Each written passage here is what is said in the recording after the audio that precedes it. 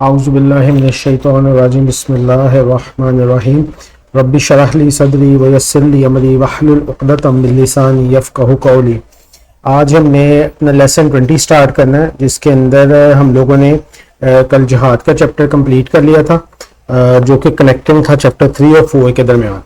اور چیپٹر 3 میں عمل صالح کو ہم نے کمپلیٹ کر لیا تھا، اور چیپٹر 4 جو ہے جو عمل بالمعروف و نہی عن المنکر کا باقاعدہ طور پر جس کا آغاز کرتے ہیں۔ سورۃ عصر کے 4 مضامین کا مطالعہ ہو رہا تھا، اس کے اندر ایمان، اعمال صالحہ، تواصی بالحق اور تواصی بالصبر۔ ایمان اور عمل صالح چیپٹر 2 اور چیپٹر 3 تھے، تواصی بالحق جو ہے وہ چیپٹر 4 ہے، جس کو عمل بالمعروف و نہی عن المنکر بھی کہا جاتا ہے۔ اور تواصی جو ورڈ تھا وہ ہم نے جب سورۃ عصر کا مطالعہ کر رہے تھے تو اس میں دیکھا تھا کہ تواصی ورڈ جو ہے وہ یہ وصیت جو ہمارے عام طور پہ بولا جاتا ہے، اس کا جو آگے آپ کہہ لیں کہ بنا ہوا ہے، وصیت بھی ورڈ جو ہے نا وہ اسی سے نکلا ہے، اور باب تفعول سے جب یہ آتا ہے تو پھر یہ تواصی بن جاتا ہے، یعنی مل جل کر اہتمام سے کسی کام کو کرنا جو ہے یہ تواصی کا معنی دیتا ہے، ٹھیک ہے۔ اور یہ جب ہم جامع اپنے اسباق پڑھ رہے تھے تو اس کے اندر ہم نے یہ دیکھا تھا کہ جو ہے نا اس کی مختلف قسم کی ٹرمز آئی تھی جو ابھی آگے ہم ذکر کرتے ہیں کہ کس کس ٹرم میں یہ ایکسپلین ہوا تھا، وہ تواصی بالحق کی ٹرمز جو ہے وہ آ چکی ہیں ابھی تک ہمارے پریویس سیکشن میں۔ یہ جو کل ہم نے سلائیڈ دیکھی تھی اس کے اندر یہ کیسے کنیکٹ کرتا ہے لاسٹ لیکچر کے ساتھ، جو پہلا سیکشن تھا انفرادی زندگی، پھر یہ تھا معاشرتی، اور یہ تھا اقامت دین کا سیکشن۔ جب ایک انسان اپنی انفرادی زندگی میں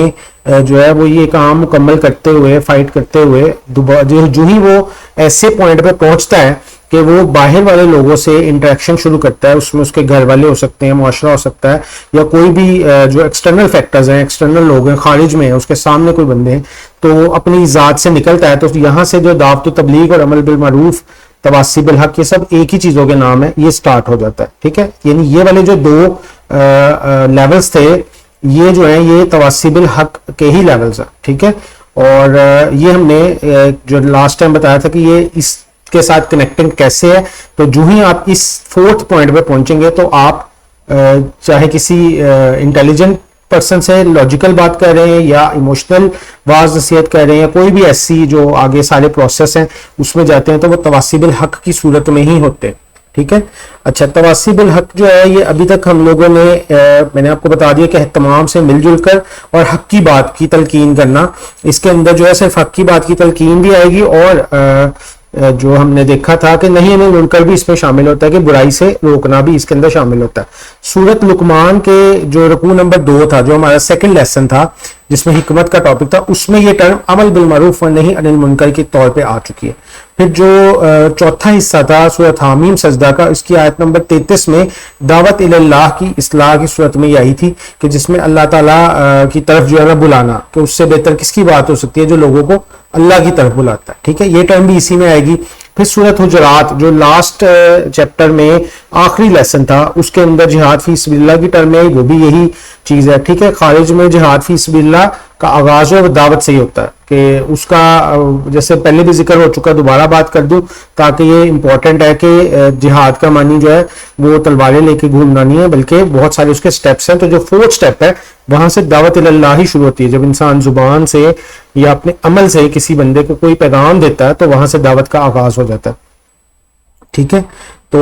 یہ کرنے کے بعد یہ ایک ہم اینالوجی سٹارٹ میں ڈسکس کر لیتے ہوتے ہیں، جب بھی کوئی چیپٹر سٹارٹ کرتے ہیں تو ہم لوگوں نے ایمان میں دیکھا تھا کہ جو جڑ کے طور پہ کسی درخت کی جو جڑ تھی اس کو ہم نے ایمان کہا تھا کہ وہ مخفی ہوتی ہے، چھپی ہوتی ہے، اور تقویت دیتی ہے، طاقت دیتی ہے آپ کے درخت کو، پوری اس کے جو وجود کو، اور اس کو جو ہے نا وہ فراہم کرتی ہے پانی اور وہ چیزیں جس سے آگے وہ گرو کرتا ہے۔ تو ایمان کو ہم نے اس سے تعبیر کیا تھا۔ پھر ہم نے کہا تھا کہ جو تنا ہے وہ جو ہے وہ ایک کردار کی طرح ہوتا ہے، جو انسان کا درخت کا جیسے وہ حصہ کہ جو نظر آتا ہے، سب سے پہلے نظر جس پہ پڑتی ہے وہ تنے پہ پڑتی ہے، جڑ تو نظر نہیں آتی، تو تنا جتنا مضبوط ہوگا اور جڑ جتنی مضبوط ہوگی وہ جو آنے والی مشکلات ہیں یا آندھی طوفان ہے اس کے اندر وہ سٹیبل کرنے میں اس کو ہیلپ کرتا ہے۔ اور پھر یہی تنا جو ہے یہ پانی کو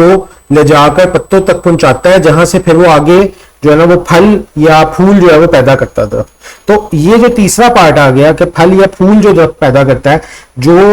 اس کو آپ اینالوجی کریٹ کر سکتے ہیں عمل بالمعروف سے, کہ ایک وہ درخت جو ایک اچھا کردار بن گیا ہے اور ایک تنا لے کر اس کے اوپر شاخیں آ گئی ہیں, وہ بھی سایہ آپ کو پرووائڈ کرتا ہے, لیکن وہ درخت جس پہ پھل لگنے لگ جاتا ہے وہ زیادہ فروٹفل ہو جاتا ہے یا زیادہ فائدے مند ہو جاتا ہے لوگوں کے لیے. لوگ بھی اس سے, جو باہر کے لوگ ہیں وہ بھی اس سے فائدہ اٹھاتے ہیں. ٹھیک ہے, یعنی وہ سایہ بھی دیتا ہے, آکسیجن بھی دیتا ہے اور پھل بھی دیتا ہے. تو اسی طرح سے ایک ایسا مومن جو ہے جو اپنے ایمان اور اعمال صالحہ پہ محنت کر کے آیا ہے, وہ تو اپنے آپ کی مضبوطی کے لیے کر کے آیا ہے کہ میرا جو ہے وہ جڑ مضبوط ہو جائے اور میں اللہ پر توکل اور اللہ تعالیٰ کی ذات سے میرا کنیکشن بلڈ ہو جائے, اور پھر تنا اس کا وہ کردار ہے جس کو لوگ دیکھتے ہیں. ٹھیک ہے نا, اور وہ اس کی مضبوطی ہے, اس کا اپنا کردار کی مضبوطی ہے. لیکن یہ پھل اور جو یہ چیز ہے یہ وہ ہے کہ جس سے پھر اب اگلے بندے کو اس سے فائدہ ہونے لگتا ہے, کہ جو باہر کے لوگ ہیں وہ بھی اس سے فائدہ اٹھا پاتے ہیں. اس کی وجہ سے جو ہے نا وہ اور لوگ بھی اپنے ایمان کی محنت میں جڑتے ہیں اور جو ہے نا اپنے کردار کو بہتر کرتے ہیں. ٹھیک ہے, تو یہی وہ بات ہے جو لکھی ہوئی ہے, ایمان ایک جڑ کی مانند ہے اور کردار جو ہے وہ تنا. جڑ جتنی مضبوط ہوگی تنا اتنا ہی مضبوط ہوگا. ٹھیک ہے, وہ کردار جو ہے وہ کھڑا کرتا ہے درخت کو. ایمان دل میں ہوتا ہے لیکن اس کا ظہور عادت اور اعمال کی صورت میں جاتا ہے. عمل بالمعروف اس درخت کا پھل ہے. جب ایمان کردار صحیح ہوں گے تو اس کا نتیجہ معاشرے میں خیر پھیلانا اور برائی کو روکنا ہوگا. اور یہ صورت اثر کے ڈیٹیل میں بھی ہم پڑھ کے آئے تھے کہ جو شخص صاحب کردار ہے وہ جب ایک چیز کو بھانپ لیتا ہے, اس کی حقیقت کو جان لیتا ہے, اس پر ایمان لے آتا ہے, تو خود بھی اس پہ عمل کرتا ہے اور جو ہے نا وہ دوسروں کو بھی کہتا ہے. جیسے ہم نے ایک مثال دی تھی کہ اگر کسی بلڈنگ کے بارے میں یہ بات آ جائے کہ ادھر آگ لگ گئی ہے, وہ گرنے والی ہے, تو وہ اول طور پہ اس کو یقین آ جائے گا تو وہ خود بھی اس بلڈنگ کو ایویکویٹ کرے گا اور اپنے جو آنے والے لوگ ہیں دوستوں کو بھی بتائے گا کہ یار یہ بلڈنگ گرنے والی ہے یا اس طرح آگ لگ گئی ہے, یہ مسئلہ ہے, تو اس میں داخل نہ ہو, اس سے باہر ایویکویشن کو ان کو بتائے گا. یہی کام آپ صلی اللہ علیہ وسلم نے اپنی ساری زندگی کیا. آپ صلی اللہ علیہ وسلم نے فرمایا کہ تمہاری اور میری مثال ایسے کہ جیسے تم لوگ ایک وہ آگ کی طرف کو جاتے ہو اور میں جو ہے پکڑ کے کھینچ کے تمہیں اس سے پرے کرتا ہوں کہ آگ کی طرف مت جاؤ. تو یہی کردار سورہ تحریم میں بھی ذکر ہوا کہ اپنے اہل و عیال کو بچاؤ, آگ سے بچاؤ. یعنی وہ اب اپنے آپ کو بچانے کے بعد ایک اگلے لیول پہ جا رہا ہے اور اگلے بندے کو بھی فائدہ دینے کی کوشش کر رہا ہے. اس میں جو ہے وہ اصل فائدہ تو اللہ کی ذات ہی کرے گی, لیکن وہ شخص اپنی طرف سے ایفرٹ پٹ کر رہا ہے. تو جو ہے نا اس کو جو ہے وہ جہاد سے بھی تعبیر کیا جا سکتا ہے, اسی ایفرٹ کو جو ہے عمل بالمعروف و نہی عن المنکر اور دعوت و تبلیغ سے بھی تعبیر کیا جا سکتا ہے. اس کا جو لیکچر کا جو آیات ہیں جو جن کے اوپر ڈسکس کرنا ہے وہ سورۃ حج کی آیت نمبر 73 سے 78 تک کا. آیات پر تھوڑا غور و فکر کر لیتے ہیں. پہلی آیت 73, اچھا اس کی جو آخری آیت ہے 78, ایکچولی تو وہ عمل بالمعروف و نہی عن المنکر سے ریلیٹڈ ہے ڈائریکٹلی. ٹھیک ہے, لیکن آیت نمبر 73 ایک انتہائی خوبصورت جو ہے وہ مثال ہے اور کافی جو ہے نا وہ کلیئرٹی پیدا کرتی ہے کہ انسان کے کردار کے بارے میں اور اس کو اس کے نصب العین کے بارے میں, اس کے پرپز کے بارے میں. ٹھیک ہے, اور جو درمیان والی آیات ہے کنیکٹ جو 73 سے لے کے 74 75 76 اور 77, یہ جو آیات ہے 74 سے 77 تک, یہ ایک قسم کا اسی مضمون کو رپیٹ کرتی ہیں جو سورۃ اثر کے پہلے مضامین تھے, ایمان اور اعمال صالحہ, کہ جو شخص یہ کر لے پھر وہ آگے چلے. ایک تو اس کے اندر سے یہ پوائنٹ نکلتا ہے کہ پہلے یہ دو کام تم کر لو پھر آگے چلو, تو یہ ایک خوبصورتی پیدا کرے گی. ایسا شخص جو خود گناہ کبیرہ یا بہت بڑے بڑے گناہوں میں مبتلا ہو وہ دعوت و تبلیغ کرے گا تو پھر وہ اس کی پرسنالٹی, ایک تو وہ دعوت کو بدنام کرے گا اور اس کی بات کا وہ اثر بھی نہیں ہوگا. تو یہ چیز اس کے اندر ایک تو یہ پوائنٹ نکلتا ہے, اور دوسرا یہ کہ پھر وہی بات ہے کہ کردار مضبوط لے کے آگے چلو تو پھر زیادہ بہتر ہے. اور جس بندے نے ایمان یا اعمال صالحہ ہی نہیں کیے تو پھر اس سے یہ ایکسپیکٹ کرنا کہ وہ اگلے لیولز پہ چلا جائے یا وہ کوئی اور کام کرے تو وہ جو ہے نا وہ ایک ایکسپیکٹیشن ہی بیکار ہے. خیر, آیت نمبر 73 دیکھ لیتے ہیں. اعوذ باللہ من الشیطان الرجیم. یا ایھا الناس, یہاں پر جو ہے مخاطب جو ہے وہ اکثر آیات میں ہم دیکھتے ہیں یا ایھا الذین آمنوا ہوتا تھا, یہاں پر بات کی جا رہی ہے یا ایھا الناس, اے لوگو, سب لوگ جتنے بھی دنیا میں لوگ موجود ہیں سب سے مخاطب کر کے کہا جا رہا ہے, ایک مثال بیان کی جا رہی ہے. ٹھیک ہے, اور کہا گیا ضرب مثل, ایک مثال بیان کی گئی, فاستمعوا لہ, اسے غور سے سنو.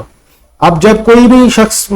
خطاب کرتے ہوئے یہ بات کرتے ہیں کہ غور سے سنو, تو اگلے لوگ جو ہے متوجہ ہو کر یہ ایکسپیکٹ کرتے ہیں کہ کوئی جو ہے نا کوئی انٹلیکچوئل سی چیز یا کوئی ایسی بات ہمارے سامنے آنے لگی ہے جو شاید ہمیں نہیں پتا, یا کوئی بہت ہی ایک اہم بات ہمارے سامنے آنے لگی. لیکن دیکھیں اب آگے کیا آیا,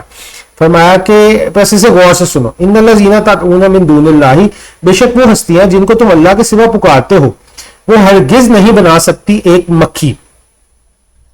اور اگرچہ وہ سب اس کے لیے جمع ہو جائے، اور اگر مکھی ان سے کوئی شے چھین لے تو وہ ہستیاں اسے چھڑا بھی نہیں سکتی۔ یہ ہے وہ مثال جو اللہ تعالیٰ نے بیان کی ہے، یہ کہنے کے بعد کہ ذرا غور سے سنو، اور سارے لوگوں کو متوجہ کر لیا،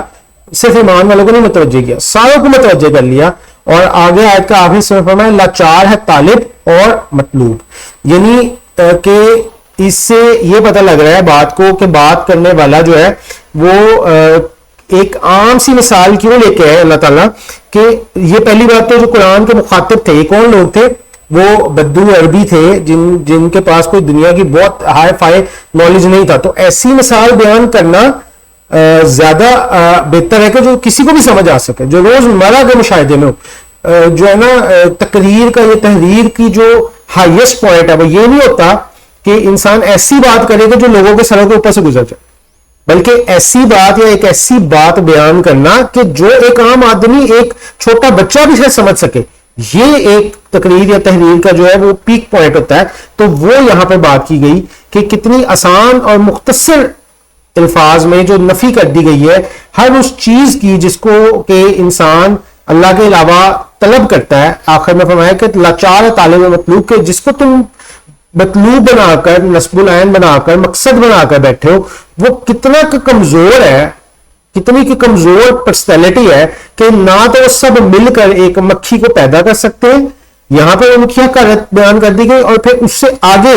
بیان کیا گیا کہ جیسے بت وغیرہ پڑے اس کے آگے تم لوگوں نے چڑھاوے چڑھائے ہوئے ہیں اور وہ مختلف کھانے کی چیزیں پڑی ہیں، اس میں سے مکھی کو حصہ لے کے بھی چلی جائے گی تو وہ اس قابل بھی نہیں ہے کہ وہ اس کو جو ہے نا اس سے وہ چیز واپس حاصل کر لے۔ یہ غیر اللہ کی حقیقت اور اس کی جو ہے نا وہ کیا کہنا چاہیے حقارت یا اس کی جو تحقیر کی گئی ہے وہ ان الفاظ میں اللہ تعالیٰ نے کی اتنی سادی مثال لے کر کہ ایک بچہ جو ہے شاید 7 سال کا، 8 سال کا، 10 سال کا یا کوئی عام فہم آدمی بھی اس بات کو سمجھ سکتا ہے کہ ہاں یہ بات تو جو ہے نا وہ درست ہے۔ تو آگے اس کے آیات کے اور مضامین پہ غور کرتے ہیں۔ طالب اور مطلوب دونوں ہی کمزور ہیں، یہی اس جو ہے نا آیت کا آپ کہہ سکتے ہیں ٹاپک بھی کنسیڈر کر سکتے ہیں، اور یہی کام حضرت ابراہیم علیہ السلام کا واقعہ سورۃ انبیاء میں آتا ہے آیت نمبر 58 سے 67 میں، کہ یہ لوگ جو ہے اپنے بتوں کو چھوڑ کر کسی باہر جو ان کے لوگ تھے وہاں پر جو بتوں کو پوجتے تھے وہ کسی باہر کسی تقریب میں چلے گئے، تو حضرت ابراہیم نے کہا میں نہیں جا رہا، اور پھر حضرت ابراہیم نے کیا کیا کہ ایک وہ ہتھیار یا وہ ایک کلہاڑا سا لیا اور جو ہے نا وہ ان کے سارے چھوٹے بت جو ہے وہ توڑ دیے، اور وہ کلہاڑا جو ہے وہ رکھ دیا ان کے جو سب سے بڑا بت تھا اس کے کندھے پہ۔ تو وہ جب لوگ آئے واپس تو جو ان کی اپنی عبادت تھی یا جو بھی رسم تھی جو وہ کرتے تھے اس کے لیے جب وہ داخل ہوئے اس سائڈ پہ اپنی عبادت گاہ میں گئے تو انہوں نے جا کے دیکھا کہ سارے جو بت ہیں وہ ٹوٹے ہوئے اور اس میں سے کوئی بھی نہیں بچا، تو انہوں نے کہا یہ تو بڑا غلط کام ہوا، یہ کس نے کیا ہے؟ تو کچھ لوگوں نے کہا کہ بھائی ابراہیم ایک نوجوان ہے، اس کو ہم نے سنا ہے کہ وہ ہمارے بتوں کو جو ہے نا برا بھلا کہتا ہے، تو یہ ضرور ہونا اس کا کام ہو۔ انہوں نے اس کو بلا لیا حضرت ابراہیم علیہ السلام کو، ٹھیک ہے، تو وہ بولے لوگوں کے سامنے لاؤ تاکہ وہ گواہ دیا۔ حضرت ابراہیم علیہ السلام آئے اور بت پرستوں نے کہا کہ اے ابراہیم بھلا یہ کام ہمارے معبودوں کے ساتھ تم نے کیا ہے، تم نے ان کو توڑا؟ ابراہیم علیہ السلام نے کہا نہیں، بلکہ یہ ان کے بڑے بت نے کیا ہوگا، اگر یہ بولتے ہیں تو ان سے پوچھ لو۔ آپ نے حضرت ابراہیم نے کیا کیا کہ وہ ہتھیار بھی وہ کلہاڑا بھی جو ہے وہ اس کے پاس رکھ دیا، تو حضرت ابراہیم نے کہا کہ یہ دیکھیں اسی کے پاس پڑا ہے، اس نے باقی توڑے ہوں گے، تو تم ان سے کیوں نہیں پوچھ لیتے؟ یہی تمہیں گائیڈ کر دیں، تمہارے معبود ہے نا، تم تو ان کو پوچھتے ہو، پوچھنے کا مطلب ہے تم ان کو اپنے سے اوپر سمجھتے ہو نا، اپنے سے بہتر سمجھتے ہو تو ان کے آگے جھکتے ہو نا، ان کے لیے اتنی جو ہے نا وہ ان کے لیے اتنے چڑھاوے چڑھاتے ہو تو تم ان سے ہی پوچھ لو۔ بس یہ وہ بات تھی جو حضرت ابراہیم نے کہی، اور حضرت ابراہیم چاہتے تھے کہ وہ آگے سے اس کا جواب دیں، تو انہوں نے کہا، انہوں نے دل میں غور کیا، اپنے پہلے تو سوچا کہ یہ گل جڑی ابراہیم نے کیتی ہے گل کی مطلب ہے، تو انہوں نے آپس میں کہنے لگے کہ بے شک انہوں نے پہلے ان کے بڑے نے بولتے کیا ہوگا بولتے کیوں نہیں، تو انہوں نے دل میں غور کیا اور پھر کہا کہ مطلب تم لوگ بھی بے انصاف ہو کہ کس طرح کی جو مخلوقات ہیں ان کو پوج رہے، ٹھیک ہے۔ اور پھر انہوں نے کہا کہ بھئی تم تو جانتے ہو، ڈٹھائی سے بولے اے ابراہیم تم جانتے ہو بولتے نہیں۔ ابراہیم علیہ السلام نے کہا اس بات کو نکلوا کر ان کے منہ سے پھر حضرت ابراہیم نے کیا کہا کہ پھر تم اللہ کو چھوڑ کر ایسی چیزوں کو کیوں پوچھتے ہو کہ جو نہ تمہیں کوئی فائدہ دے سکتی ہے نہ نقصان پہنچا سکتی ہے. تف ہے تم پر اور ان پر جن کو تم اللہ کے سوا پوچھتے ہو. کیا تم عقل نہیں رکھتے کہ افسوس ان پہ بھی ہے کہ جو کوئی فائدہ نقصان نہیں دے سکتی, اور اس سے زیادہ افسوس تو تم پر ہے کہ تم ان کو پوچھ رہے ہو, ان کی پیچھے لگے ہو کہ جو تمہیں نہ فائدہ دے سکتے نہ نقصان دے سکتے. تو یہ ہی مضمون تقریباً اس میں وارد ہوا کہ طالب اور مطلوب کمزور ہے. مطلوب وہ ہے جو معبود ہے, اور اس سے پتہ لگ رہا ہے کہ جو شخص جس کو معبود بنا کے بیٹھے اس کی اپنی عقل پہ کیا حالات ہیں, اس کی اپنی عقل کے کیا حالت ہے کہ جس نے خود ہی اپنے ہاتھ سے بت بنایا, خود ہی اسے پوجنے لگ گیا. اس سے اس جو طالب ہے اس شخص کی عقل کا بھی پتہ لگ رہا ہے. ٹھیک ہے, تو اس آیت میں ضعفت طالب اور مطلوب, یعنی مطلوب اگر کمتر ہے تو طالب بھی کمتر. طالب کون سا کوئی بڑا کوئی آلہ ہے کہ جس نے جو ہے وہ اس کو معبود بنا لیا جو اس قابل ہی نہیں تھا, خود ہی اپنے ہاتھ سے بنا کے خود ہی بنا لیا. اسی طرح یہ تو ایک چیز ہے نا جو بتوں کے بارے میں, اسی طرح سے انسان جو ہے وہ اپنی زندگی میں, اور ہم بھی اپنی زندگی میں مختلف چیزوں کو بت نہیں بھی بناتے لیکن ان کو وہی درجہ دے دیتے ہیں کہ ان کے لیے ہم سب کچھ جو ہے وہ کیا کہتے ہیں کہ قربان کرنے کے لیے تیار ہو جاتے ہیں. تو پھر دیکھنا چاہیے کہ وہ چیز ہمارے لیے کتنی فائدہ مند ہے, کہاں تک وہ ہمیں لے کے جا سکتی ہے. یہ چیز بھی دیکھنے کے قابل ہے. ڈاکٹر رفیع الدین نے اس میں بڑا زبردست اس کی وضاحت کی ہے. اس میں 2 پوائنٹ انہوں نے جو ہے نا اس ورڈ سے کہ طالب و مطلوب کمزور ہے اس کے بارے میں بات کی. جو پچھلا مضمون ہے وہ تو بالکل ہی سمپل ہے, وہ تو مثال ہی ایسی ہے کہ کسی بچے کو بتائیں گے سمجھ آ جائے گی. لیکن اب اس کے آگے ڈیپتھ میں جو آخری وہ پارٹ ہے اس کی بات کرتے ہیں کہ انسان کہلانے کا حقدار وہی ہے جس کے جو اپنے حیوانی تقاضوں سے بلند تر کوئی مقام حاصل کرتا ہے, مقصد مطلوب یا نصب العین بناتا ہے. پہلے نمبر پہ تو یہ ہے کہ ایک انسان جس کا پرپز ہی کوئی نہیں ہے لائف میں, وہ تو ایک ایسے پوائنٹ پہ ہے کہ وہ جو ہم نے ذکر کیا کہ وہ اس کے حیوانی تقاضے ہیں اور وہ جو اس کے جو فزیکل نیڈز ہیں, بھوک پیاس اور اپنی سروائیول اور جو ہے نا جو اس کے سیکشل ڈیزائرز ہیں, ریپروڈکشن کے ڈیزائر, اس میں لگا ہے اسی کو پورا کرنا ہے. دیٹس اٹ, اس کا کوئی پرپز ہے ہی نہیں. ایک تو وہ انسان ہے نا, تو اس کے بارے میں تو کیا بات کرنی, وہ تو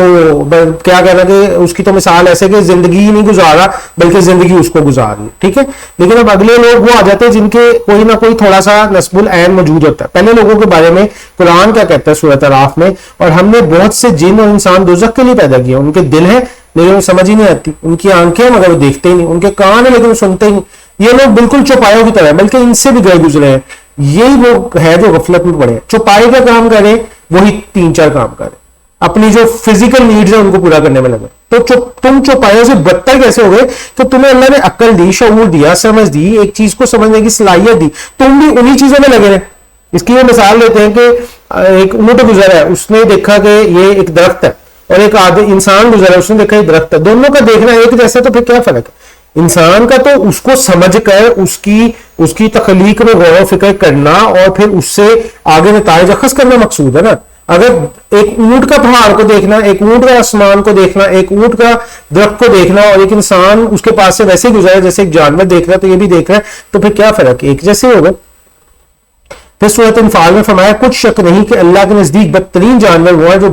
بہرے گونگے, جو کچھ نہیں سمجھتے, وہ پتہ ہی نہیں ہے, ٹھیک ہے ایک اپنی مطلب چلی جا رہی ہے ایک ترتیب کے اندر. پھر سورہ ملک میں بھلا جو شخص جانوروں کی طرح چلتا ہو, چہرہ اوندھا کیے ہوئے, زیادہ ہدایت پڑے یا وہ جو سیدھے راستے پر چل رہا ہو. ٹھیک ہے, تو ان میں سے کون سا بہتر؟ اچھا, اب دوسرے وہ آگے لوگ جو ہے نا جن کا کوئی نصب العین موجود ہے, جن کا کوئی پرپز موجود ہے, جن کا کوئی ٹارگٹ موجود ہے, جو ہے نا ایک چیز کو ٹارگٹ کر کے گول بنا کے گول اورینٹڈ چلتے. ان کے بارے میں کیا فرمایا کہ ان میں سب سے بیسٹ وہ ہے کہ جس کا ٹارگٹ جتنا ہائی ہوگا اس کی ایفرٹ بھی اتنی ہائی ہوگی. اگر ایک بندہ یہ ٹارگٹ کرتا ہے کہ میں نے جو ہے نا کسی بلڈنگ کے فرسٹ فلور پہ جانا, تو وہ چند سیڑھیاں چڑھ کے وہاں بیٹھ جائے گا آرام سے. لیکن اگر ایک شخص نے یہ ٹارگٹ کیا کہ میں نے 10ویں فلور پہ جانا, تو وہ اس کے لیے ایفرٹ کرے گا, ایک تیار ہو کے آئے گا, مینٹلی پریپیئر ہو کر آئے گا کہ میں نے اتنی سیڑھیاں چڑھنی ہے, میں نے لفٹ یوز کرنی ہے, میں نے کون سی جو ہے وہ فیسلٹی یوز کرنی ہے, کیسے میں نے وہاں تک پہنچنا ہے. تو جو آپ نے چیز کو ٹارگٹ کر لی ہے, آپ نے ادھر جانے کے لیے ایفرٹ بھی تو اتنی پٹ کرنی ہے نا. اگر آپ نے ٹارگٹ ہی چھوٹا رکھا ہے تو بس ٹھیک ہے. جو آج ہمارے مسلمانوں میں ایک چیز ٹارگٹ سیٹ ہو گیا ہے کہ جس نے کہہ دیا کلمہ لا الہ الا اللہ, وہ جنت میں داخل ہو گئے, تو وہ یہی بیٹھ گئے نا. جب قرآن آپ کو کہہ رہا ہے کہ اپنے یہ 4 ٹارگٹ بنا لو, ایمان بھی لاؤ, ہمارے صالحات پہ بھی محنت کرو, تواسی بالحق بھی کرو, تواسی بالصبر بھی کرو. جو ان کو ٹارگٹ کرے گا وہ اس کو اچیو کرنے کے لیے پھر اس طرح کی اسٹریٹجی بنائے گا. جس نے یہ کہنا ہے کہ بس کہہ کے تو جنت میں داخل ہو جانا ہے, تو وہ تو قولی حیثیت سے آگے نکل رہے ہو. تو اللہ کے نبی کی ساری زندگی جو پوری جدوجہد سے معمور تھی اس نے اگنور کر دیا. صحابہ کی پوری زندگی جو جدوجہد سے معمور تھی اس نے اس کو ختم کر دیا. قید کے وہ بھی بیٹھ جاتے, اپنے گھروں میں بیٹھتے, کمفرٹیبل ہو کے بیٹھتے, کہہ کے تو جنت پہ چلے جاتے. تو ایسے تو نہیں ہو. تو اس کا یہ شعر بہت خوبصورت ہے جو اس کی ایگزیکٹ جو ہے رہنمائی کرتا ہے. محبت مجھے ان جوانوں سے ستاروں پہ جو جانتے ہیں رمن, کہ جو ستاروں پہ جانا چاہے گا وہ پھر اس کو جو ہے وہ حاصل کرنے کے لیے ایک بڑا وہ اچیومنٹ کرنے کی کوشش کرے گا. ٹھیک ہے, اس کا ٹارگٹ آپ کو ہوگا وہ 70-80% بھی اچیو کرے گا تو وہ وے ابو ہوگا اس بندے سے جس نے ٹارگٹ ہی لو سیٹ کر لی یا اپنا پرپز ہی لو سیٹ کر لی. یہ 4 جو ہے نا مختلف قسم کے کیس سینیریوز بیان کیے گئے کہ کیسے کیسے لوگوں کے اندر جو ہے نا وہ ٹارگٹ سیٹنگ ہوتی ہے. ایک قسم کے لوگ تو وہ ہے نمبر 1 پہ جو سب سے نیچے ہے, جو ذاتی مفاد, شہرت, اقتدار, ذاتی اپنی جو ہے نا دولت, شہرت, فالوئنگ, ان چیزوں کو بڑھانا چاہتے ہیں. اس سے آگے نہ وہ سوچ سکتے ہیں نہ وہ اس سے آگے جانا چاہتے ہیں. انہوں نے اس کو ٹارگٹ سیٹ کر لیا کہ یہ ہمارا ٹارگٹ ہے. تو کہا کہ ایسے لوگ, اچھا اب ایک چیز اور یہاں پہ سمجھ لے, پہلے ٹارگٹ یا گول جب ہم کو اورینٹڈ سیٹ کر لیتے ہیں نا, جب نصب العین بنا لیتے ہیں, تو کیا ہوتا ہے کہ اس کی مثال کیسے دی جاتی ہے کہ جیسے ایک طالب علم, اس کے ایگزام ہے, اس کا ٹارگٹ ہے کہ میں نے ایگزام میں فرسٹ آن گول بنا لیا. اب وہ کیا کرے گا کہ وہ اس کے لیے مختلف چیزیں قربان کرے گا اور اسے کرنی پڑیں گی. جیسے کل بھی ہم نے ذکر کیا کہ بزنس یا کوئی ایکٹیویٹی کرنے کے لیے پیسے, مال, جان کی قربانی ہوتی ہے. اسی طرح اسٹوڈنٹ کیا کرے گا, اپنی نیند کو آگے پیچھے کرے گا, اپنے کھانے کو آگے پیچھے کرے گا, اپنے دوستوں کو ملنے کو آگے پیچھے کرے گا, اپنی پرائورٹی کو آگے پیچھے کر کے پڑھائی کے اوپر توجہ دے گا تاکہ میں ایگزام میں بیسٹ آ سکوں. تو آپ کا ٹارگٹ, پرپز اور نصب العین, جس کو نہیں بھی پتا کہ میرا کیا ہے, وہ بھی بڑے آرام سے اس ایگزامپل سے جج کر لیتا ہے کہ وہ نصب العین ہوتا ہے جس کے لیے انسان قربانی دینے کے لیے تیار ہوتا ہے, چاہے وہ اس کی ضروریات ہی کیوں نہ ہو. اب کھانا تو ہر بندے کی ضرورت ہے, وہ یہ تو نہیں کہہ رہا کہ کھانا کھائے گا نہیں, لیکن اس کو آگے پیچھے کر لیتا ہے, نیند کو آگے پیچھے کر لیتا ہے. 8 گھنٹے 6 گھنٹے سونا ہے تو وہ 4 گھنٹے, 6 گھنٹے سونا تو 3 گھنٹے 4 گھنٹے سوتا ہے, زیادہ پڑتا ہے تاکہ وہ اپنے ٹارگٹ کو اچیو کر سکے. تو ٹارگٹ اور گول انسان کا وہ ہوتا ہے جس کے لیے وہ قربانی کرنے کے لیے تیار ہو جاتا ہے, اسے گول کہا جاتا ہے. اب جب ایک انسان نے اپنی ذات کو, اپنی ذاتی مفادات کو, پیسے کو, اقتدار کو, فالوئنگ شپ کو جو ہے وہ مفاد کو بنا لیا ٹارگٹ, تو وہ کیا کرے گا, وہ اس کے لیے اس کے علاوہ جتنی چیزیں ان کو قربان کر سکتا ہے. وہ کسی انسان کی, کسی قوم کی, اپنے ملک کی, اپنی کسی بھی چیز کی قربانی دینے سے نہیں ہچکچائے گا. اس میں بہت سارے ایسے لوگ بھی ایگزامپل کے طور پہ آ جاتے ہیں جنہوں نے مطلب پوری جو ہے وہ کیا کرنا چاہیے کہ نسلوں کو خراب کر دیا کہ میرا جو ٹارگٹ ہے, میرے جو چیز ہے وہ اچیو ہو جائے. اس کے لیے کیسے کیسے دنیا میں ایگزامپل جو ہے وہ آتی ہیں, کیسی کیسی جنگیں ہوئی ہیں, کیسے کیسے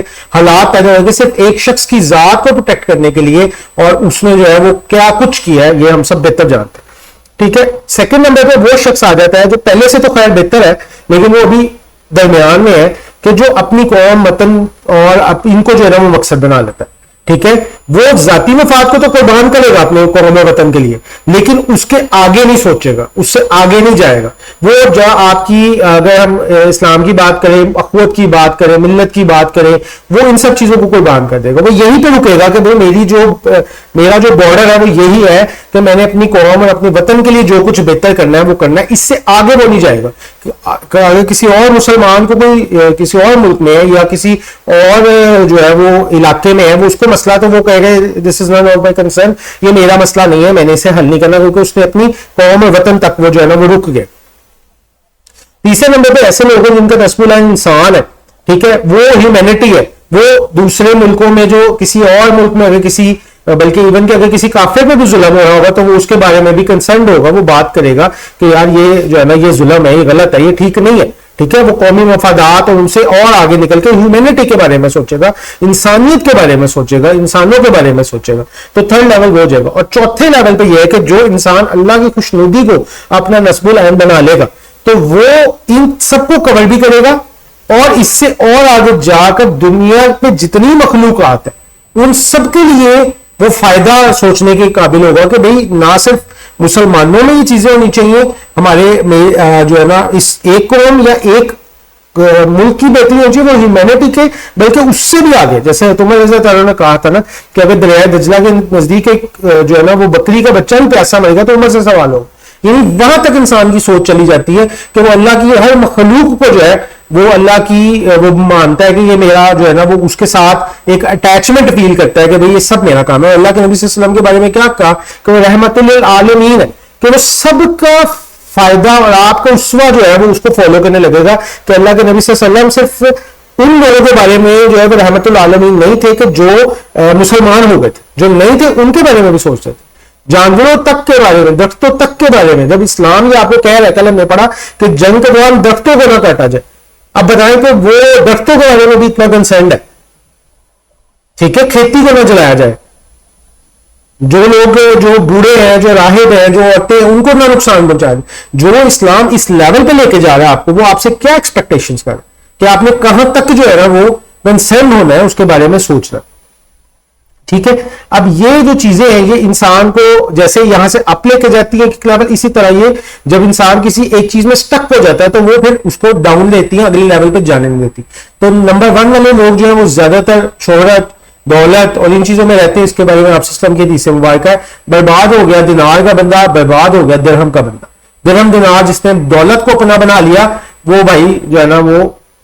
کہہ لو کہ وہ آگے نکل ہی نہیں سکا, اپنی ذات سے نہیں نکل سکا. وطن کے بارے میں علامہ اقبال کا ایک شعر آتا ہے, ان تازہ خداؤں میں سب سے بڑا وطن ہے, جو پیرہن ہے اس کا وہ مذہب کا کفن ہے. کہ وطن سے آگے نہیں سوچ رہے. اگر اللہ کے بارے میں, اللہ تعالیٰ کی خوشنودی کے بارے میں سوچیں گے تو پھر اللہ کے احکامات کو ماننے کی بات آئے گی. پھر تو وہ احکامات کے تمام مسلمان بھائی ہیں, اس پہ آپ کو پہنچنا پڑے گا. اور پھر جو ایسے لوگ جو مسلمان نہیں ہوئے ان کو ہیومینٹی کے لیول پہ ان کے ساتھ ڈیل کرنا پڑے گا. لیکن اگر ایک شخص وطن کے اندر ہی پھنس گیا, اس سے کچھ بھی نہیں ہو رہا, وہ اس سے آگے ان بارڈرز کو کراس ہی نہیں کر پا رہا, کسی کے لیے کوئی فائدہ مند ہو ہی نہیں سکتا, ہر وقت وہ اپنے جیسے وہ ذاتی مفاد والا اپنی ذات کا فائدہ سوچ رہا ہے, یہ صرف اپنی نیشنلٹی کا فائدہ سوچ رہا ہے, اس سے آگے نہیں جا رہا, تو یہ سیکنڈ لیول آتا ہے. پھر جو ہے تیسرے نمبر پہ جو نظریات کو لے کے چلتے ہیں کہ جی یہ نظریہ بہت اچھا, چاہے کوئی بھی دنیا کے لوگ جو ہے اس کو فالو کر رہے ہوں, تیسرے لیول پہ وہ لوگ آ جاتے ہیں, یا قائد یا رہنما بنا لیتے ہیں, کسی کو سپر ہیروز بنا لیتے ہیں اپنے دماغوں کے اندر, تو ان کے بعد وہ تیسری لیول پہ آ جاتے ہیں. ٹھیک ہے, کہ وہ انسان وہ بندہ جو فلانے کام کر رہا ہے وہ اس کے بارے میں جو ہے نا وہ بہت زبردست بندہ ہے, وہ فلانا جو ہے نا اس کو ہیرو بنا لینا. تو اللہ تعالیٰ کیا جو اگلی آیت ہے وہ بھی یہی بات کر رہی ہے, اور اس سورہ بقرہ میں بھی 165 میں بھی یہی بات کہی گئی کہ لوگوں میں کچھ ایسے ہیں جو اللہ کے مد مقابل ٹھہرا لیتے اللہ کے سامنے, اور ان سے ایسی محبت کرتے ہیں جیسی محبت اللہ سے کرنی چاہیے. اللہ تعالیٰ نے سورہ توبہ میں لاسٹ لیکچر میں بھی, اور اگلا لیکچر پورا کا پورا سورہ توبہ کی آیت پر ہی ہے کہ جس میں اللہ تعالیٰ نے کہا تھا کہ یہ سب محبتوں سے اوپر میری محبت کو لے کے آؤ, میرے دین کو, میری جو اطاعت ہے اس کو لے کے آؤ. ٹھیک ہے, تو ان سب چیزوں سے نکل کے اللہ کی محبت میں وہ چیزیں جو اللہ تعالیٰ نے پسند کی ہیں اور جو احکامات اللہ تعالیٰ نے دیے ہیں اس کو نصب العین بنانا, کہ جو ہے نا میرے سے اللہ کا ایک بھی حکم نہ ٹوٹے. اللہ کے نبی صلی اللہ علیہ وسلم کو جذباتی وابستگی رکھنا, لاجیکل رکھنا, ان کے احکامات کو میرے سے نبی کی سنت نہ کوئی بھی چھوٹے, میں اللہ کے نبی کی سنتوں پر پورا ہونے والا ہو, جو اس چیز کو لے کے چلنا جو ہے وہ آئے گا. اور اسی کی ایکسپینشن جو ہے وہ اگلی آیت میں بھی آئے گی, نیکسٹ لیکچر میں بھی آئے گی. اور جیسے انگلش کا بھی ایک محاورہ ہے, انسان کو اپنی کسی گھٹیا اور پست نصب العین کو نہیں لینا چاہیے. ایک انگلش کا محاورہ نیور سیٹل فار لیس, تو تھوڑے کے اوپر کبھی اکتفا نہ کرو, اپنی صلاحیتیں آگے لے کے جاؤ اور بہتر سے بہتر حاصل کرنے کی کوشش کرو. اور سورہ بقرہ میں 165 نمبر آیت میں فرمایا, اور جو لوگ یہ مان لیں اللہ کی محبت میں بڑے پکے ہوتے ہیں. ٹھیک ہے, یہ میں نے آپ کو جو ہے یہ والا سلائیڈ کور کروا دی کہ نصب العین وہ ہوتا ہے جس کے اندر جو ہے نا وہ پرائرٹیز نمبر 1 پہ رکھتے ہیں, اور اس کے لیے مختلف چیزیں قربان کی جا رہی ہوتی ہیں, اور نیند کو قربان کرے طالب علم کی مثال جو میں نے آپ کو بتائی. ٹھیک ہے, آگے آیت نمبر 74 آ جاتی ہے, یہ بھی دیکھیں پچھلے سے ریلیٹڈ ہے. اس میں فرمایا ما قدر اللہ حق قدری, یہ آگے بھی ایک ٹاپک سے ریلیٹ کرے گی اور بیک سائڈ پہ بھی ریلیٹ کریے 73 کے ساتھ. انہوں نے اللہ کو پہچانا نہیں جیسے اس کو پہچاننے کا حق تھا. بے شک اللہ قوت والا زبردست ہے, اللہ کو جیسے پہچاننا چاہیے تھا ویسے نہیں پہچاننا. دنیا میں مختلف چیزوں نے آپ کو اوپر مختلف قسم کے احسانات کیا, آپ کی گروتھ میں پارٹیسپیٹ کیا, لیکن یہ ان کو کس نے پیدا کیا, ان کو عقل سمجھ کس نے دی جنہوں نے یہ پارٹیسپیٹ کیا, اور آپ کو عقل سمجھ کس نے دی. ان سب کا اوور آل جو خالق ہے وہ تو ایک ہی ہے جو خالق ہے، اور ایک ہی ہے جس نے سب کچھ جو ہے نا وہ بنایا اور اس کو سسٹین کروا رہا ہے، تو وہ الٹیمیٹلی تو وہی ہے نا اللہ، جس کو پہچاننا چاہیے، جس کو جاننا چاہیے کہ وہی بات کہ ایک آسمان کو دیکھا تو صرف آسمان کو دیکھا، بلکہ انسان پہچانے ان آیات کے ذریعے کہ یہ کس نے بنایا، یہ سب کچھ کیسے ہو رہا ہے، تو اس رب کو پہچاننا۔ اور جیسے ابراہیم کی مثال ہے کہ انہوں نے بھی وہ ساری چیزیں توڑ کے کس طرف اشارہ کیا کہ بھائی کدھر لگے ہو، اللہ تو نہیں پہچان رہے، ادھر تک نہیں پہنچا جا رہا، تم سے کیوں نہیں پہنچا جا رہا، کیوں تم نیچے چیزوں پہ بریک لگا دیتے ہو، کہاں تک رک جاتے ہو تم، کیوں نہیں ڈائریکٹلی اللہ کو پہچان رہے، اس کی حمیت کو، اس کی جو طاقت ہے اس کو کیوں نہیں دیکھ رہے۔ اور دوسرا معنی اس کے اندر ایک شرک کا بھی آتا ہے کہ جو لوگ چھوٹے یعنی ہمارے مختلف جگہوں پہ یہ کہ بھئی انہیں ایک تصورات گھر لیے مختلف قسم کے کہ جیسے ایک انسان ہے، وہ ایک بادشاہت کا نظام ہے، پھر اس کے شہزادے اور شہزادیاں ہوتے ہیں، ان کے بیٹے اور بیٹیاں ہوتے ہیں، ان کے نیچے مختلف قسم کے نگران ہوتے ہیں، مختلف قسم کے گورنرز ہوتے ہیں جو کام کرتے ہیں، تو یہ بھی کانسیپٹ انسانوں میں موجود رہا، اس کو بھی یہاں پر جو ہے نا وہ اس کو جو ہے نا وہ تردید کی گئی کہ بھائی شہزادے شہزادیاں یہ تو تم نے اپنے لیول پہ قیاس کیا نا، اور عیسائیوں نے کہہ دیا عیسیٰ جو ہے وہ اللہ کے بیٹے ہیں، یہودیوں نے کہا حضرت عزیر جو ہے وہ اللہ کے بیٹے ہیں، کسی نے کہا فرشتے جو ہے وہ بیٹیاں ہیں، تو جو ہے نا وہ سلطنت میں جو ہے نا وہ یہ کام کر رہے ہیں، اللہ تعالیٰ نے فلانے بزرگ اتارے جن کی بات کو اللہ تعالیٰ ریجیکٹ نہیں کرتا، اور گورنرز ہیں تو آپ جیسے بادشاہ سے ڈائریکٹ بات نہیں کر سکتے، آپ وہاں گورنر بات کرتے ہو، اسی طرح بہت سارے لوگ ہیں ان کے ذریعے سے جو ہے نا وہ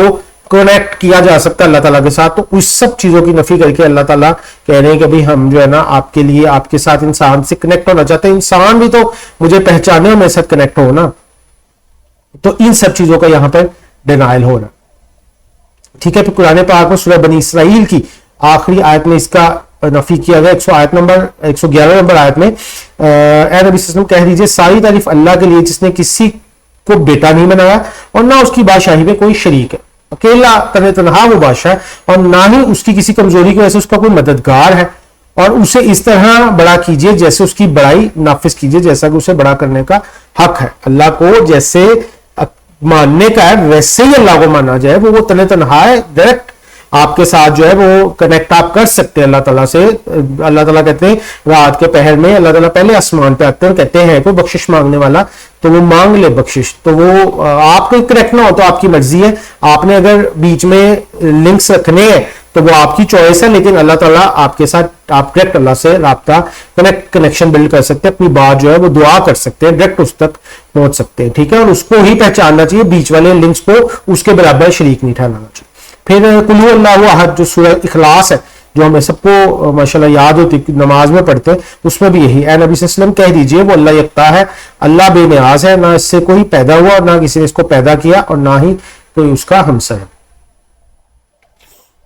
اچھا، ایک اور نقطہ انہوں نے یہاں نصب العین کے متعلق بتایا کہ کل والی لیکچر سے جیسے اس میں بات ہوئی تھی کہ ایک دینی جماعت بنا لی جائے جس کا نصب العین جو ہے وہ جو ہے نا وہ ہو اقامت دین اور دین کو جو ہے نا وہ پھیلانا، یا کوئی بھی ٹارگٹ کہ میں نے لوگوں تک جانا ہے۔ اب بات یہ کہ جب آپ ایک ٹارگٹ سیٹ کرتے ہیں نا اس کے درمیان چھوٹے چھوٹے ٹارگٹ بھی سیٹ کرتے ہیں، جیسے آپ اگر کوئی کہتے ہیں میں نے مارکیٹنگ کرنی تو آپ ایک ٹیم سیٹ کرتے ہیں، اگر آپ یہ کام کرتے ہیں کہ ہم نے لوگوں تک جانا ہے تو اس کے لیے آپ کچھ لوگوں کو اسائن کرتے ہیں۔ اب یہ کہ ان لوگوں کی ٹیم کو بنا لینا ہی اپنا نصب العین نہ بنا لیا جائے، یہ اس چیز کا یہاں پر ہلکا سا ٹیکسٹ میں ذکر ہے کہ بھئی آپ نے اگر دین کو پھیلانا ہے تو اگر آپ کا ٹارگٹ دین کو پھیلانا ہو جائے گا تو پھر تو آپ کوئی بھی سورسز لے کے دین کو پھیلانے لگ جائیں گے، اور ایسے سورسز بھی اختیار کر سکتے ہیں جو اللہ کی ناراضگی کا باعث ہو۔ تو اللہ کی رضا کو ہی پرائرٹی پہ رکھنا جو ہے وہی آپ کا نصب العین ہونا چاہیے کہ میں نے اللہ کو راضی کرنا ہے، اللہ کو راضی کرنے کے لیے میں یہ کام کر رہا ہوں، نہ کہ میں نے اس کام کو اپنا مقصد بنا لینا۔ ٹھیک ہے، اللہ کی رضا کسی بھی چیز کا مقصد ہونا چاہیے، ایسا مقصد نہیں بنانا کہ جو نیچے والا لوئر لیول جو ہے وہ نصب العین بن جائے۔ صوفیاء جو بہت بزرگ ہوتے تھے وہ تو یہاں تک کہتے تھے، خیر ہم اس کے بارے میں ذکر کر رہے ہوئے، وہ تو یہ کہتے تھے کہ جنت و جہنم کی طلب کرنا بھی جو ہے نہیں ہونا چاہیے نصب العین، بلکہ اللہ کی رضا ہونی چاہیے۔ ٹھیک ہے، لیکن جیسے ہم آیت بل میں ذکر کر رہے تھے کہ یہ دونوں موٹیویشن ہی ٹھیک ہے، لیکن جن لوگوں کا لیول اور اوپر ہو جاتا ہے اور بہتر وہ ہو جاتے ہیں تو وہ یہ بھی کہتے ہیں کہ بھی جنت میں بھی کیا ہوگا جب اللہ تعالیٰ کا دیدار کریں گے اصل تو وہ ہوگا، تو ان کی محبت جو ہے اللہ سے اور بہتر ہو جاتی ہے۔ تو اللہ تعالیٰ کی محبت، اللہ کی رضا ہی اصل نصب العین ایک جو ہے مومن کا ہونا چاہیے. باقی سارے جو ہے وہ اسی کو راضی کرنے کے لیے اس کے چھوٹے چھوٹے ایونٹس ہیں, چھوٹے چھوٹے ایکٹس ہیں جو وہ کرتا ہے. آیت نمبر 75 آگے آ جاتی ہے, اللہ چن لیتا ہے فرشتوں اور انسانوں میں سے, فرشتوں اور انسانوں میں رسول, بے شک اللہ سننے والا دیکھنے والا ہے. فرشتوں میں کون سے رسول ہوتے ہیں جی؟ فرشتوں میں وہ رسول ہوتے ہیں جو بھیجے جاتے ہیں, جو کہ کتابیں لے کے آتے ہیں. ٹھیک ہے, کیونکہ جب کوئی کتاب انسانوں تک پہنچتی ہے اللہ تعالیٰ کے ساتھ تو اس میں دو پوائنٹس ہوتے ہیں. ایک فرشتے ہوتے ہیں جو وہ کتاب لے کر آتے ہیں, اور جن کے اوپر لے کے آتے ہیں وہ رسول ہوتے ہیں. ٹھیک ہے, بے شک اللہ سننے والا دیکھنے والا ہے. بہرحال اس آیت مبارکہ میں اور اس سے اگلی آیت مبارکہ میں اللہ جانتے ہیں جو کچھ اس کے سامنے اور جو کچھ ان کے پیچھے ہے, وہ سب معاملات اللہ کے حضور پیش کیے جائیں گے. یہ وہی ایمان کے جو ایمان ثلاثہ کی بات کی جاتی ہے, اللہ پر ایمان, رسالت پر, اور ایمان بالآخرہ, اسی کا تذکرہ ہے جس کو ہم لوگ کافی ڈیٹیل سے دیکھا ہے ایمان کے چیپٹر میں. فردر اس کو نہیں دیکھیں گے. پھر آیت نمبر 77 میں یا ایھا الذین آمنو, اے لوگو جو ایمان لائے, رکوع اور سجدہ کرو اور اپنے رب کی عبادت کرو, بھلائی کے کام کرو تاکہ تم فلاح پاؤ. اس کے اندر جو ہے سورۃ عصر کے مضامین میں جو عمل صالح اسی کا سارا ذکر ہے. رکوع کرو, سجدہ کرو, نماز یعنی کہ بات ہو گئی, اپنے رب کی عبادت کرو, بندگی کرو, اعمال صالحہ پر آ جاؤ. ٹھیک ہے, اور بھلائی کے کام کرو. یہ اعمال صالحہ کا ہی تقریباً مضمون جو ہے وہ آ رہا ہے. تواصی بالحق سے پہلے اس کو بیان کر دیا گیا کہ ایمان لے آؤ, پہلے ایک مثال آئی, پھر ایمان کے تینوں چیپٹرز آ گئے, پھر اعمال صالحہ کا ہلکا سا ذکر آ گیا, اور یہاں پر 3 چیزوں کا کہا گیا کہ ارکان اسلام کی ادائیگی کرے انسان, رکوع سجدہ کرے, نماز کرے. عبادت رب سے مراد وہی ٹاپک ہے جو ہم سورۃ فاتحہ کے مضمون میں کور کر کے کہ عبدیت اور رب, یہ دونوں کے جو کانسیپٹس ہیں اسی کے بارے میں. ٹھیک ہے, ایک آیت یہاں پر دیکھ لیتے ہیں. لوگوں کو چاہیے کہ عبادت کرے اس گھر کے رب کی جس نے ان کو بھوک میں کھانا کھلایا اور خوف میں امن بخشا. سورۃ قریش کی آیت ہے, فَلْيَعْبُدُوا رَبَّ هَٰذَا الْبَيْتِ الَّذِي أَطْعَمَهُم مِّن جُوعٍ وَآمَنَهُم مِّن خَوْفٍ. ٹھیک ہے, یہ وہی کانسیپٹ ہے جو ہم پیچھے ڈسکس کر رہے ہیں. پھر افعال خیر میں جو ہے حقوق العباد آتے ہیں. ابھی اس کو بھی ہم لوگ ٹچ کر چکے ہیں کہ ایک دنیاوی خدمت تو لوگوں کی یہ ہو سکتی ہے کہ ان کو فائنینشیل ہیلپ کی جائے, ان کی مدد کی جائے, اور ان کو جو ہے نا وہ کھانا کھلایا جائے, ان کے جو ہے نا کپڑے اور روٹی کپڑا مکان جو ہے پورا کیا جائے, اور جو ہے اخروی لحاظ سے ان کی خدمت یہ ہو سکتی ہے کہ ان کو آگ سے بچایا جائے. آپ صلی اللہ علیہ وسلم کی زندگی نبوت تک جو آپ صلی اللہ علیہ وسلم پہلی خدمت میں رہتے ہیں کہ مختلف قافلوں کی اور مختلف لوگوں کی مدد کیا کرتے تھے, لیکن جب آپ پہ نبوت کا آ گیا تو اس کے بعد آپ کی زیادہ 70-80% جو لائف ہے وہ دوسری خدمت یعنی لوگوں کو آگ سے بچانا اس پہ معمول ہے. یہ کہ نہیں کہ اس کے ہم آپ ہیلپ نہیں کرتے تھے لوگوں کی, وہ بھی کرتے تھے, اور صحابہ کو بھی اس بات کی ترغیب دیتے تھے, اور انفاق جو ہے خرچ کرنے کے بارے میں جتنا ذکر ہم پڑھتے آئے ہیں وہ بھی سارا بھولنا نہیں چاہیے, وہ سب موجود ہے. لیکن اس کے ساتھ پھر یہ والی خدمت بھی ایڈ ہوگی کہ لوگوں کو ان کی ہدایت کے لیے کام کیا جائے اور آگ سے بچایا جائے. اس کا ذکر یہاں پر ہو رہا ہے کہ آپ صلی اللہ علیہ وسلم کی ساری زندگی پھر زیادہ تر اس کے اوپر گزری. اب وہ آیت مبارکہ آ گئی ہے جس کے اندر جو ہے نا وہ اس چیپٹر کا پہلا لیسن موجود ہے. آیت نمبر 78 شہادت علی الناس.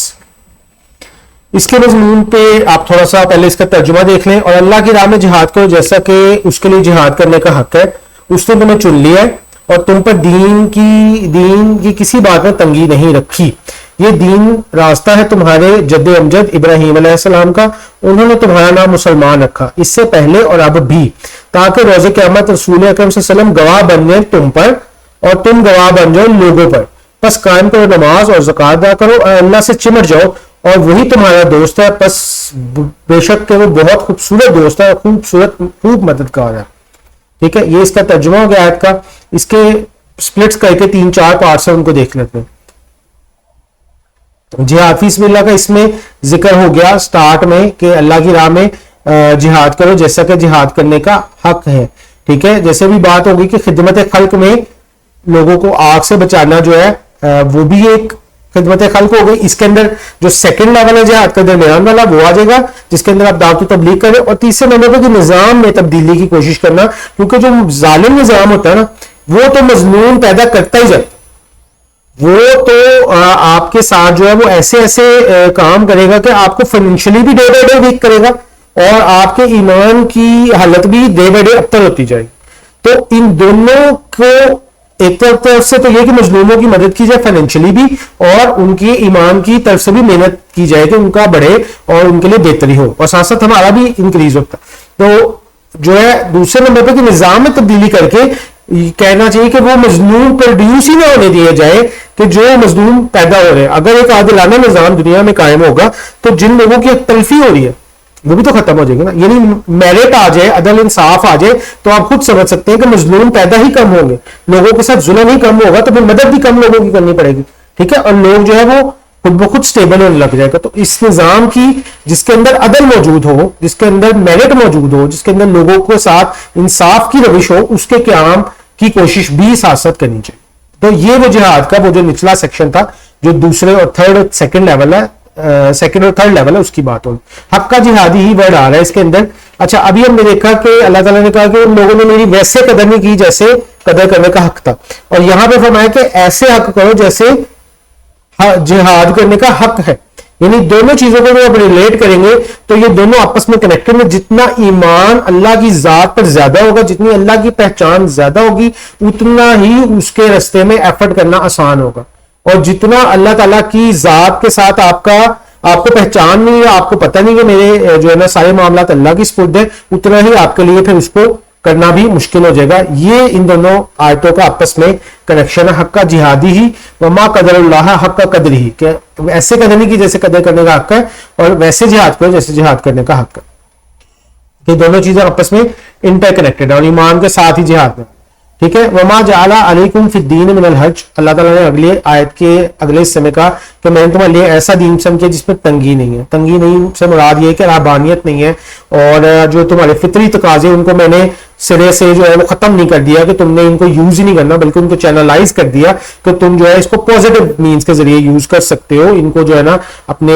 استعمال کر سکتے ہو, اپنی صلاحیتوں کو معاشرے میں رہتے ہو لوگوں کے فائدے کے لیے بھی یوز کر سکتے ہو. خوشی غمی کے مواقع موجود ہیں, خوشی غمی کا الاؤڈ ہے. ایسے نہیں ہے کہ جو انسان کے جذبات ہیں ان کو مجبور کر دیا ہوگا تم کرو ہی نہ ان چیزوں کے بارے میں, ایسے نہیں ہے. جو اس کی فطرت کے اگینسٹ نہیں جا رہا, ان الائنس آف نیچر ہے, اس لیے اس کو کہا گیا کہ وہ آسان دین تمہارے لیے پسند کیا ہے جو الائنس ہے. شہادت الناس پھر اس کے بعد اگلی ٹائم آ جاتی ہے تاکہ نبی جو ہے وہ تم پہ گواہ ہو جائے اور تم جو ہے وہ لوگوں پہ گواہ ہو جاؤ. یہ مفہوم تھوڑا سا سمجھنے والا ہے کہ شہادت الناس کا معنی کیا ہے کہ گواہی دینا. یہ واقعہ آپ سمجھ لیں کہ قیامت کے نزدیک جب سب کھڑے ہوں گے, یا پھر حجۃ الوداع کے موقع سے سمجھ لیں, وہ زیادہ بہتر ہے کہ اللہ کے نبی صلی اللہ علیہ وسلم جب حجۃ الوداع کے موقع پہ آپ نے حج کیا, آپ نے سارے لوگوں کو پوچھا اکٹھے کھڑے ہو کے کہ بھائی میں نے تم تک پیغام پہنچا دیا. انہوں نے کہا جی آپ نے پہنچا دیا, بلکہ پہنچانے کا حق ادا کر دیا. تو وہ جو حق ادا کیا وہ اللہ کے نبی صلی اللہ علیہ وسلم نے کر دیا, اور ان سے وہ بھی لے لی کہ بھائی میں نے پہنچا دیا. پھر آپ نے ہاتھ اٹھا کے اللہ کی طرف کہا کہ اللہ تو گواہ رہنا کہ میں نے اپنا پیغام پہنچا دیا اور پہنچانے کا حق ادا کر دیا. حق ادا کرنا کیا ہے یا پہنچانا کیا, وہ تھوڑا سا ہو گیا, آگے ایکسپلین کرتا ہوں. لیکن اللہ تعالیٰ کے نبی صلی اللہ علیہ وسلم نے لوگوں تک پہنچا دیا, اور پھر کہا کہ اب میں نے جو یہاں پہ غائب لوگ ہیں, یہاں پہ جو موجود نہیں ہے, یہاں پہ جو شاہدین ہے وہ غائبین تک وہ پہنچا دیں, جو لوگ ادھر موجود ہے. اب آگے دین اسی طرح پہنچانا تمہارا کام. تو جتنی انبیاء پہلے دور میں آتے تھے وہ نبی ہوتے تھے اور ان کی قوم ہوتی تھی, لیکن اللہ کے نبی صلی اللہ علیہ وسلم کے کیس میں چیز اس طرح ڈفرینٹ ہوگی کہ آپ قیامت تک کے نبی ہیں, اور آپ صلی اللہ علیہ وسلم نے ایک خاص جو 1,24,000 صحابہ ادھر موجود تھے ان کو اللہ کو گواہ بنا لیا کہ میں نے دین پہنچا دیا. پھر آگے انہیں 1,24,000 کی ڈیوٹی لگی کہ وہ آگے پہنچائے. اسی طرح چلتے چلتے قیامت تک جو ہے وہ دین پہنچانا اس امت کی ذمہ داری لگ گئی. تو کہا کہ ہم نے تمہیں چن لیا ہے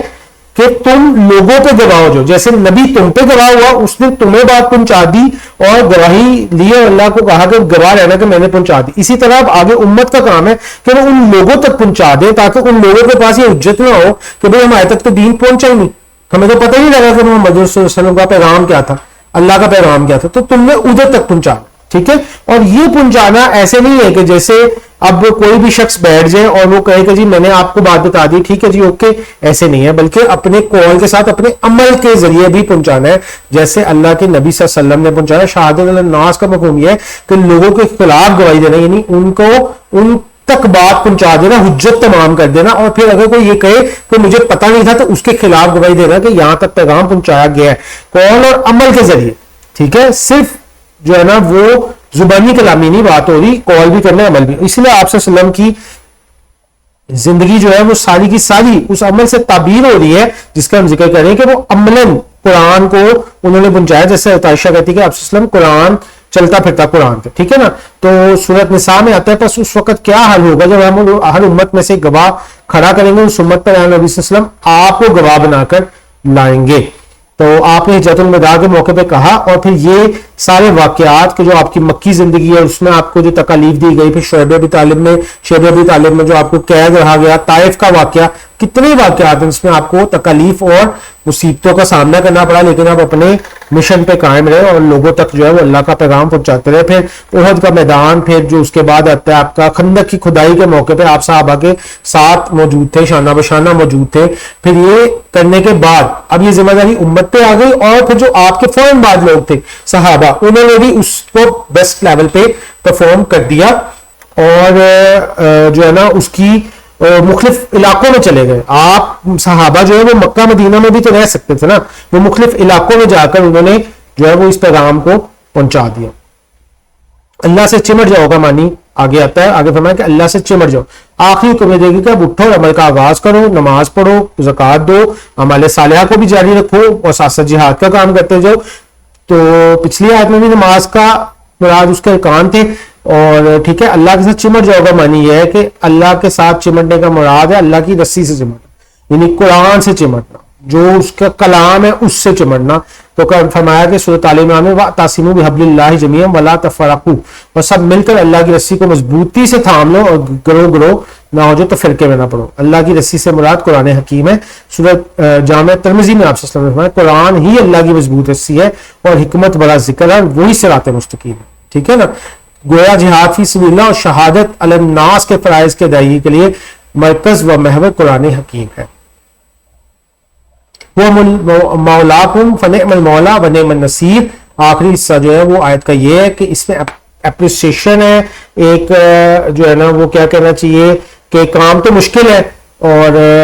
جو ہے نا ایمان, اعمال صالحہ, اور پھر آگے جہاد کے لیول پہ جا کر لوگوں سے ڈسکشن کرنا, اور پھر نظام کی بات کرنا, اور اس میں جو ہے نا اللہ کے نظام کو بڑا, اللہ کی جو ہے بڑائی کو جو ہے وہ نافذ کرنا, یہ کام تو بڑے ہیں. لیکن اللہ تعالیٰ نے کہا کہ جو یہ لوگ کرتے ہیں پھر ان کا جو ہے میں ہی ساتھی ہوں, میں ہی ان کا جو ہے نا وہ مولا ہوں, اور میں ہی جو ہے نا ان کا مددگار ہوں, اور پشت پناہ ساتھی اور مددگار اللہ ہو جائے گا. جسے اللہ کی مدد میں اثر آ جائے تو اس سے بڑا سب کچھ جو ہے نا وہ اسے مل گیا, سب سے بڑا سہارا مل گیا. اٹھ باندھ کمر کیا ڈرتا ہے, شعر ہے, اٹھ باندھ کمر کیا ڈرتا ہے, پھر دیکھ خدا کیا کرتا ہے. سورۃ آل عمران آیت نمبر 160. اگر اللہ تمہاری مدد کرے اور تو تم پر کوئی غالب نہیں آ سکتا, اور اگر وہ تمہیں چھوڑ دے تو اس کے بعد کون ہے جو تمہاری مدد کر سکے گا. اور مومنوں کو چاہیے کہ وہ اللہ ہی پر بھروسہ کرے, اور اپنی جو